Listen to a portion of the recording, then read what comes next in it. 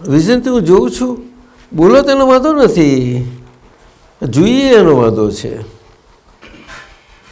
જોઈએ એનો વાંધો છે. હા, તો બધું આપણે જ આમાં ફેલાઈ ગયા છીએ, સ્પ્રેડ આઉટ થઈ ગયા છીએ, એ તો કરશે જ બધું. શાને માટે? અલ્ટિમેટલી જે સાંભળતું એને હું શું કામ સાંભળું?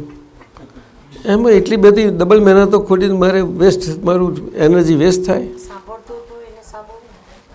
એનો મતલબ શું થાય? પણ સાંભળતો હોય તો આપણે એને શું કરવું જોઈએ? એને સાંભળવું જોઈએ કે એને સાંભળતો આપણે જોવો જોઈએ? એ સાંભળતાને જોવાનું એટલે શું? હા, એટલે કે આપણામાંથી ઊભો થયેલો છે તો એ કે એની જાતે આવ્યો છે. પણ એને હવે બધું જોઈએ તો ખરું કે છે, આ છે તે છે.